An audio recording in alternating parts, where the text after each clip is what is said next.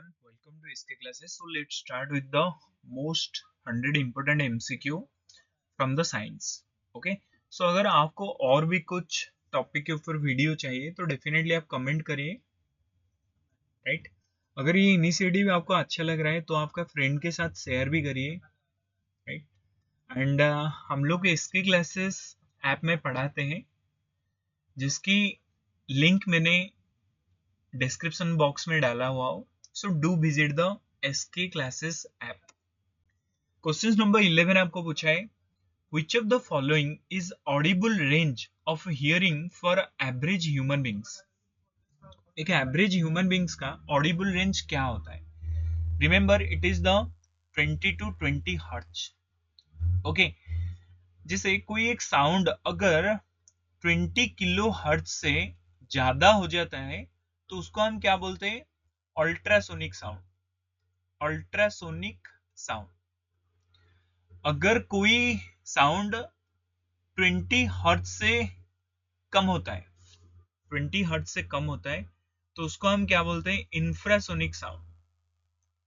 Infrasonic sound means आप ये बोल सकते हो कि इधर अगर आप 20 हर्ट्ज लिखोगे, इधर आप 20 किलो हर्ट्ज लिखोगे, तो इससे जो आगे जाएगा वो हो जाएगा आपका अल्ट्रासोनिक, इससे जो नीचे जाएगा वो हो जाएगा आपका इंफ्रासोनिक, और जो इन दोनों के बीच में रहेगा इसको क्या बोलेंगे? Audible sound. Audible sound. Okay, clear? Also ये जो अल्ट्रासोनिक साउंड होता है इसको कौन कौन डेवलप करते हैं? बेसिकली आपका बैट, राइट, जिसको हम चमगादड़ बोलते हैं, एंड डॉल्फिन, ये सारे अल्ट्रासोनिक साउंड का डेवलपमेंट करते हैं. एंड जो इंफ्रासोनिक साउंड होता है इसको कौन कौन डेवलप करते हैं? एलिफेंट हो गए, राइट, व्हेल्स हो गए, ये सारे इंफ्रासोनिक साउंड की डेवलप करते हैं. ये जो साउंड होता है इसका जो फ्रीक्वेंसी होता है इसको हम मेजर करते हैं हर्ट्ज में. Hertz. Hertz is the unit of the frequency. And sound का जो इंटेंसिटी होता है उसको हम डेसिबल में नापते हैं. डेसिबल. ओके, आगे बढ़ते हैं. नेक्स्ट क्वेश्चन पूछा है, the magnetic field inside a long straight solenoid carrying the current. A magnetic field inside a long straight solenoid current carrying current. Okay, आपको क्या पूछा है? Increase as we move towards its end. It is the same as all the point. Decrease as we move towards the end और zero. देखो solenoid क्या होता है, आप देखे होंगे काफी सारा गाड़ियों वगैरह में ऐसे एक मैग्नेटिक फील्ड रहता है. उसके अंदर क्या रहता है ना, एक लोहे का कुछ एक प्लंजर टाइप का रहता है. जैसे इसको आप मैग्नेटाइज करोगे वो आगे जाएगा या पीछे जाएगा वो उसका मैकेनिज्म्स के ऊपर डिपेंड करता है. बट जिससे आप इसको मैग्नेटाइज करोगे इसके अंदर में जो मैग्नेटिक फ्लक्स क्रिएट होगा ये स्टार्टिंग में भी एंड एंडिंग में भी सेम ही रहता है, क्योंकि they all are the parallel line. Parallel line entry करते हैं जिसकी वजह से वो प्लंजर को आगे लेते हैं या पीछे लेते हैं जिस डायरेक्शन में आपका मैग्नेटिक फील्ड डेवलप होगा. क्लियर अभी? So it is same at all the point. Question आपको ये पूछा था ना कि मैग्नेटिक फील्ड जो है वो एक सोलेनाइड के अंदर क्या रहेगा? It is same at all the point. Okay, option number B is the correct answer. Remember कोई भी एक मैग्नेट होता है उसका दो पोल रहता है, एक तो आपका रहता है north pole, another is your south pole. Remember inside a magnetic field are move from south to north, and outside the magnetic field flux are move from north to south. Clear? अभी कोई एक magnet होगा उसका बाहर वाला side में जो magnetic flux है वो कहां से कहां तक मूव करेगा? नॉर्थ टू साउथ को मूव करेगा. एंड इनसाइड मैग्नेट की इनसाइड में उसका फ्लक्स कहां मूव करेगा? South to north. क्लियर अभी और डाउटफुल? ओके, रिमेंबर कि साउथ टू नॉर्थ इनसाइड में, नॉर्थ टू साउथ आउटसाइड में. Okay, so remembers these things. Next questions. A stone is thrown vertically upward with a velocity 5 meter per second. If the accelerations of the stone during its motion is 10 meter per second square in downward direction, what will be the height attained and how much time it will take to reach there? Means आपको दोनों चीजों पूछा आपको height कितना चाहिए, means कितना height में जाएगा, एस आपको पूछा है, टी आपको पूछा है। डाटा दिया है क्या, देखो आपके हाथ में एक स्टोन था, ओके, आप इधर एकदम ऐसे खड़े हो स्ट्रॉन्ग मैन, ओके, तो आप ऐसे एक पत्थर को फेंक दिए ऊपर की तरफ, तो पत्थर को जैसे फेंके, आपका इनिशियल वेलोसिटी कितना में आप फेंके थे, u equal to 5 metre per second, initial velocity 5 metre. पत्थर ऐसे ऊपर गया ऊपर गया ऊपर गया, तो कहीं ना कहीं तो वो जाके रुक जाएगा ना, या पत्थर पूरा आसमान को चला जाएगा, नहीं, वो कहीं ना कहीं रुकेगा, फिर वो नीचे आने लगेगा, ओके। मीन्स पत्थर का जो फाइनल वेलोसिटी जो ऊपर जाके वो रुक गया, मीन्स इसका फाइनल वेलोसिटी कितना हो गया, 0 हो गया, ओके, 0। अभी वो और क्या दिया आपको, बोला जब वो डाउन डायरेक्शन में जा रहा था उसका एक्सेलरेशन क्या था, 10 मीटर पर सेकेंड स्क्वायर। हमको पता है जब हम हाइट को कैलकुलेट करते हैं तब ए के बदले हमारा एक्सेलरेशन क्या रह जाता है, ग्रेविटेशन लगता है, means g, g equal to 10 meter per second square. ये कब है, जब डाउन डायरेक्शन में आ रहा है तब भी जी का वैल्यू प्लस में लिए। अगर मैंने जी को अपर डायरेक्शन में लूंगा, मीन्स फेंकने के टाइम पे अगर मैं जी कैलकुलेट करूंगा तो ये कितना हो जाएगा, -10 meter per second square. Means इधर आपको जी भी दे दिया कि जी, और इसको हम ए भी बोल सकते हैं, acceleration equal to -10 meter per second square. अभी हमको पूछा गया, एस पूछा कि वो कितना हाइट तक गया था, मीन्स क्या है, दिस इज द डिस्टेंस ना, तो डिस्टेंस क्या होता है, एस होता है, एंड टाइम कितना लगा है उधर में पहुंचने तक, टाइम कितना लगा है। मैं हर बार कभी भी ये मोशन वाला चैप्टर से प्रॉब्लम कराता हूँ, आपको तीन चीज बताता हूँ, तीन फॉर्मूला याद रखना, v equal to u plus 80, s equal to u t plus half 80 square, and v square equal to u square plus 2as। ये तीनों फॉर्मूला ऑलवेज याद रखना। देखो देखो अभी हमको क्या चाहिए, t चाहिए, तो मैं ये वाला फॉर्मूला अप्लाई कर सकता हूँ, v equal to u plus 80, तो v आपको कितना दे दिया, 0 दे दिया, u आपको कितना दे दिया, 5 दे दिया, प्लस a कितना दे दिया, a आपको -10 दिया, तो -10 इंटू टी आपको पूछा है कितना होगा, दैट इम्प्लाइज, अभी कैसे करेंगे, -10t इक्वल टू प्लस -5 में कर सकता हूँ कि नहीं, ये जो 5 इधर प्लस में था दूसरा साइड को जाएगा माइनस हो जाएगा, दैट इम्प्लाइज t में कर सकता हूँ 5/10 इक्वल टू 5 में कटो 2, 1/2 मीन्स कितना होता है, 0.5 होता है, मीन्स 0.5 सेकेंड। आपको अभी क्या मिल गया, टाइम मिल गया 0.5 सेकेंड। तो देखो ऑप्शन नंबर सी ही होगा करेक्ट आंसर, क्योंकि आपको टाइम एक ही जगह पे 0.5 सेकेंड है। बट हम जाते हैं नहीं, हम हाइट भी निकालते हैं, हाइट मीन्स क्या है, एस, एस इक्वल टू क्या होता है, UT plus half 80 square, clear और नॉट क्लियर।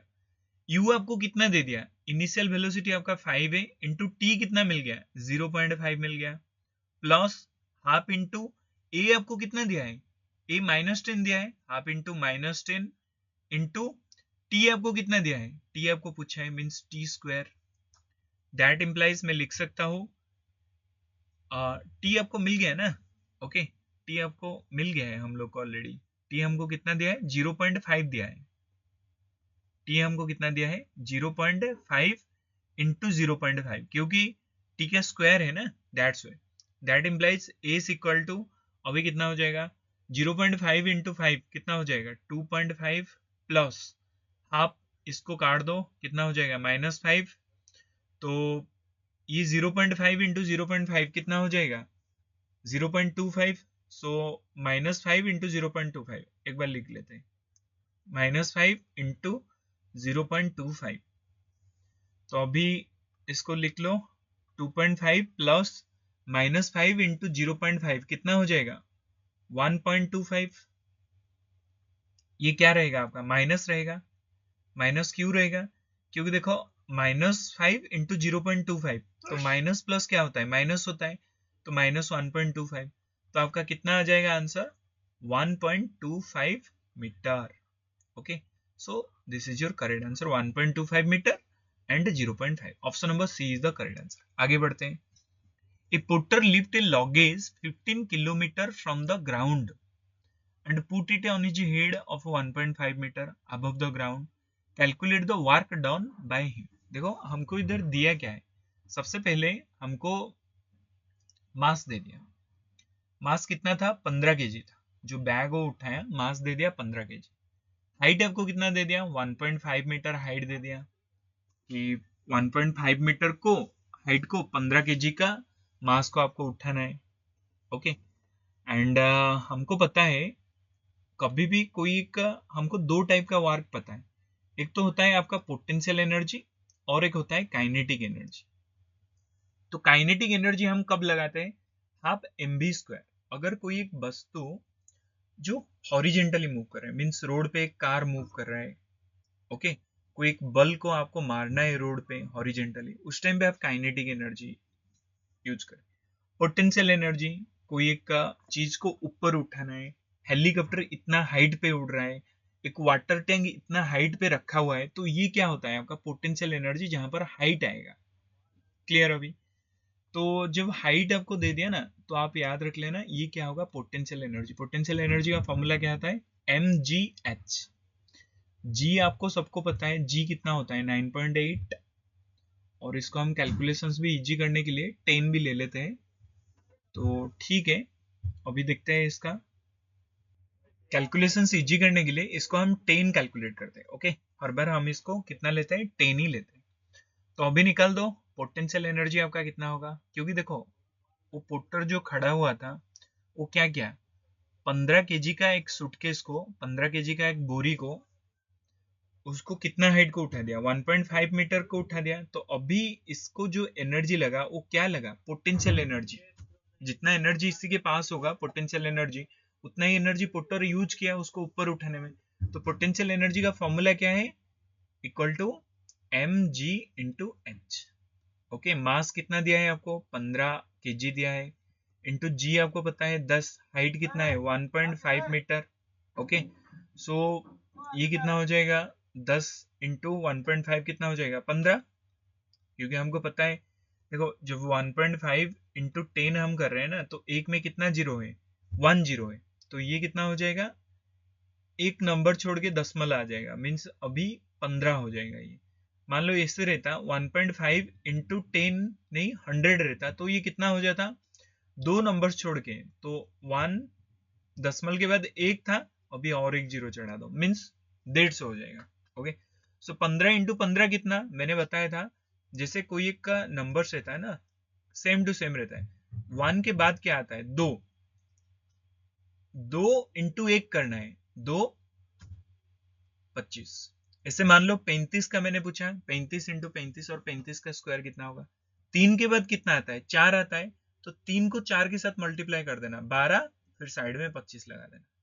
25 का कितना होगा, दो के बाद कितना आता है, तीन, तो दो तिया 6, फिर इसको 25 लगा देना, 625। ऐसे 15 का कितना होगा, एक के बाद दो, दो इंटू 25, सो दैट ये कितना हो जाएगा, 225 न्यूटन। क्लियर? अभी आगे बढ़ते हैं। Mass of an object 10 kg, what is its weight on the earth. देखो हमको वेट पता है, वेट का फॉर्मूला क्या होता है, weight equal to m into G, mass into gravity. क्या होता है, weight equal to m into G होता है ना, कोई भी एक चीज का वेट। हमको इधर दिया क्या है, मास आपको दे दिया 10 kg, एंड जो जी होता है ना ग्रेविटेशन, इसको हम कितना लेते हैं, 9.8 लेते हैं, 9.8। सो दैट इस जगह पर वेट आपका कितना हो जाएगा, m इंटू जी, मीन्स 10 इंटू 9.8, तो 10 इंटू 9.8 कितना हो जाएगा, 98 न्यूटन। क्लियर? अभी आप बोलोगे सर इधर आप 10 ले लिए, उस जगह 9.8 ले लिए, उस जगह पर आप जी का वैल्यू 10 ले रहे थे। देखो वो कैलकुलेशंस के ऊपर डिपेंड करता है, आपको ऑप्शन में कहीं भी 100 नहीं दिया है, 98 ही दिया है, तो आपको 9.8 ही लेना पड़ेगा, W इक्वल टू 9.8। अभी नाउ माई क्वेश्चन इज कि कोई एक ऑब्जेक्ट का वेट अर्थ के ऊपर कितना है, मान लो अर्थ के ऊपर है 60 kg, तो उसी ऑब्जेक्ट का जब उसको हम मून के ऊपर ले लेंगे तो उसका वेट कितना हो जाएगा। तो याद रखना अर्थ का जितना ग्रेविटेशन पावर है, मून का उसका 1/6 है। मीन्स अगर ये 60 kg होता, तो ये इधर आके 1/6 मल्टीप्लाई होके कितना हो जाता, 10 kg होता, क्योंकि इसका जो ग्रेविटेशन पावर है मून का, वो अर्थ का 6 भाग से एक है, तो उसका वेट भी 6 भाग से 1 भाग होगा। वेट का फॉर्मूला क्या होता है, m इंटू जी। मास कंस्टेंट है, बट ये जो ग्रेविटेशन पावर है ना, ये अगर अर्थ में 1 रहता है तो ये उधर जाके 1/6 हो जाता है। ओके, इसीलिए कोई भी ऑब्जेक्ट का अर्थ के ऊपर मान लो 60 kg है, तो जैसे जाएगा फिर उसको 1.6 के साथ मल्टीप्लाई कर दिया जाएगा, तो कितना हो जाएगा, 10 kg हो जाएगा। ऐसे मैं अगर पूछता हूँ कोई भी एक ऑब्जेक्ट का अर्थ में वेट 120 kg है, तो मून को जाके कितना वेट हो जाएगा उसका, तो 120 इंटू 1/6, तो कितना हो जाएगा, 6 में काटो 20 kg हो जाएगा उसका। क्लियर और डाउटफुल, आगे बढ़ते हैं। नेक्स्ट क्वेश्चन आपको पूछा है, एक current of 0.5 ampere is drawn by a filament of an electric bulb 10 minutes. आपको दे दिया क्या, given data I equal to 0.5 ampere, okay, and drawn by filament of electric bulb 10 minutes. Time आपको दे दिया कितना, 10 मिनट्स दे दिया, 10 minute. Find the amount of electric charge. Electric charge क्या होता है, Q। Electric charge that flow through the circuit, means आपको Q पूछा है। तो हम सबको पता है Q इक्वल टू क्या होता है, I इंटू टी होता है। ओके, Q का हमारा दो फॉर्मूला है, एक तो Q equal to I T होता है, और हम लोग एक पढ़े हैं work done, W equal to क्या होता है, V इंटू क्यू होता है, वोल्टेज इंटू चार्ज। ओके, अभी हम लोग ये वाला फॉर्मूला का अप्लाई करेंगे, Q equal to I into T. ये वाला फॉर्मूला सुपर इंपोर्टेंट है, इसको रट लेना, Q equal to I into T. तो अभी हमको पूछा क्या है, Q पूछा है, ओके, और इसको आप इससे भी याद रख सकते हो, I equal to Q upon T, थोड़ा इजी हो जाता है, I equal to Q upon T and V equal to W upon Q. Okay, ये थोड़ा फ्रेंडली रहता है इसका सुनने में। ओके, सो ये वाला फॉर्मूला पे याद रखना, ये वाला फॉर्मूला थोड़ा सा इंपॉर्टेंट है आप लोग के लिए। अभी देखो क्वेश्चन आपको दिया गया है, क्यू निकालना है, तो आपको आई भी गिवन है, टी भी गिवन है। टी जो 10 मिनट्स दिया है, मैं इसको सेकेंड में कन्वर्ट करता हूँ, तो 1 मिनट जो 60 सेकेंड होता है, तो 60 मल्टीप्लाई कर दो, इक्वल टू कितना हो जाएगा, 600 सेकेंड। 10 मिनट्स कितना सेकेंड होता है, 600 सेकेंड होता है। सो दैट अभी पुट करो, आई इक्वल टू क्या होता है, Q upon T, that implies मैं लिख सकता हूँ Q equal to I into T लिख सकता हूँ। सो दैट आई आपका कितना है 0.5 इंटू टी आपका कितना दिया है 600 दिया है, तो 0.5 को मैं लिख सकता हूँ 1/2, 0.5। अरे देखो यार 1/2 को मैं लिख सकता हूँ ना, 0.5 क्यों लिख सकता हूँ, देखो ये ऊपर है 1, इधर है 2, तो मैं दशमलव देता हूँ, कितना हो जाएगा 10 हो जाएगा, तो 2 पंचे तो 0.5 ही होता है, इंटू 600, इसको काट दो कितना 300, मीन्स आपका जो Q आ गया ये 300 कूलम्ब आ गया। क्लियर अभी, ओके आगे बढ़। At the time of short circuit the current in A circuit, देखो आई होता क्या है, आई इक्वल टू, हम सबको पता है ओम्स लॉ जो लिखे थे हम, V इक्वल टू क्या होता है I इंटू आर, तो आपका I कितना हो जाएगा V अपन आर। कोई भी एक शॉर्ट सर्किट होता है कैसा, मान लो आपके पास इधर एक सोर्सेस है, मान लो एसी का सोर्स है, 220 वोल्ट एसी का सप्लाई दिया जा रहा है, ओके, तो इधर एक बल्ब है, मान लो 100 वाट का बल्ब, तो इधर से जो अगर मैं करंट पूछता हूँ तो कितना होगा, आप बोलोगे सारा बल्ब जो 100 वाट है, मान लो बल्ब का जो रेजिस्टेंस है वो कितना है 10 ओम है, तो इधर आई इक्वल टू क्या होना चाहिए V upon R, means R कुछ है ना, बल्ब के अंदर कुछ अमाउंट का रेजिस्टेंस है जो करंट को कंज्यूम करता है। अगर मान लो मैंने इधर शॉर्ट सर्किट कर दिया, शॉर्ट सर्किट मीन्स क्या है, कोई भी एक सप्लाई का सोर्स का दोनों फेज, मान लो ये हो गया आपका फेज, ये हो गया आपका न्यूट्रल, फेज एंड न्यूट्रल अगर कनेक्ट हो जाएगा उसको हम क्या बोलेंगे, शॉर्ट सर्किट हो गया। मान लो इधर शॉर्ट सर्किट हो गया, मीन्स इस सिचुएशन में क्या हो गया, आर का वैल्यू आपका 0 हो गया। तो अभी देखो आई का क्या आ जाएगा, I equal to V/0, and कोई भी चीज का जिसे मैं बोलता हूँ 5/0 मीन्स क्या है इंफिनिटी, 0/5 क्या होता है 0 होगा, बट कोई भी चीज के डिवाइडेड बाय 0 करते हो ना वो इंफिनिटी होता है, तो ये क्या हो जाएगा ना इंफिनिटी। इंफिनिटी मीन्स क्या, बहुत ज्यादा। जीरो मीन्स कुछ नहीं, इंफिनिटी मीन्स बहुत ज्यादा, आप उसको गिनती नहीं कर सकते। सो दैट आंसर क्या होगा, इंक्रीज हेवीली। अगर आपका क्लियर अभी, सो जैसे कहीं भी सर्किट शॉर्ट सर्किट हो जाएगा तो उसका current increase heavily.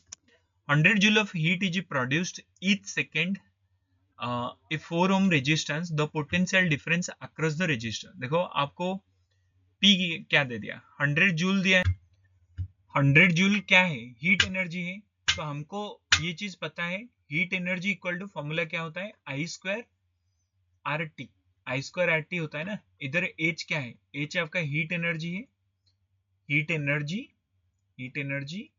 And R आपको पता है रेजिस्टेंस, टी पता है टी, एंड आई पता है करंट।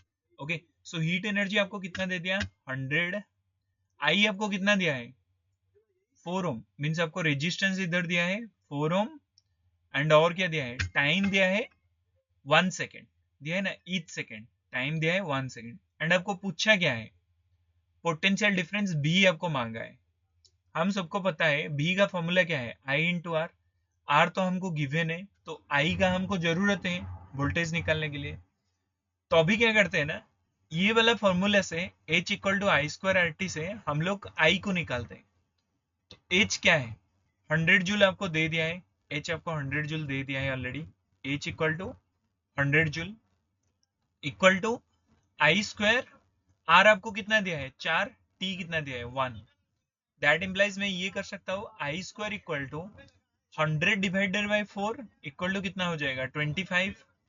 दैट इम्प्लाइज आई कितना हो जाएगा, under root of 25 equal to कितना हो जाएगा 5। क्लियर और नॉट क्लियर, मीन्स आपको करंट मिल गया 5 एम्पियर।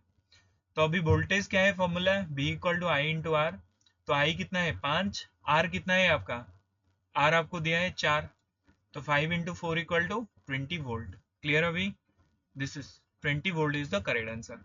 आगे बढ़ते हैं, नेक्स्ट क्वेश्चन दिया है, in a convex lens if position of the object at infinity the image location will where. तो मान लो कोई भी एक ऑब्जेक्ट इंफिनिटी में है, तो इसका जो इमेज फॉर्मेशन होगा ये कहां पर होगा, फोकल लेंथ में होगा, f2 में होगा। ओके, f2 में होगा कॉन्वेक्स लेंस। एंड ये जो होगा ये कौन सा टाइप का होगा, remember it is your real and inverted, real and inverted, inverted. So याद रखना, ये जो कॉन्वेक्स लेंस है कॉन्केव ऐसा होता है, एंड कॉन्वेक्स ये वाला होता है। ये जो कॉन्वेक्स लेंस होता है इसमें जितना भी इमेज फॉर्मेशन होता है ये रियल एंड इन्वर्टेड होता है। बट एक सिचुएशन है जैसे आपका ऑब्जेक्ट F1 एंड ये सेंटर O के बीच में रहेगा ना, तब भी आपका virtual and erect, virtual and erect ये वाला फॉर्मूला मींस इमेज फॉर्मेशन होगा। Okay, so remember real and inverted होगा, बट ये F2 में होगा, at focus F2 is the correct answer. Clear अभी, एंड ये हाईली डिमिनिस्ड मीन्स छोटा साइज होगा, डिमिनिस्ड। ओके, ये लाइट वाला चैप्टर आपको पढ़ना पड़ेगा डेफिनेटली। लाइट वाला जो चैप्टर है इसमें क्वेश्चंस आता है, एंड आपको थोड़ा डेप्थली पढ़ना पड़ेगा। मैं ऐप में इसको पढ़ा चुका हूँ, इसके क्लासेस ऐप में। सो आप डेफिनेटली इसके क्लासेस ऐप डाउनलोड करिए एंड आपको मिल जाएगा। The least distance of a district vision for a young adult, minimum कितना डिस्टेंस होना चाहिए दिखने के लिए। ओके, मिनिमम डिस्टेंस मीन्स कोई एक ऑब्जेक्ट को आपको आंखों के सामने लगे इसे रख दिया जाएगा, आप नहीं देख पाओगे।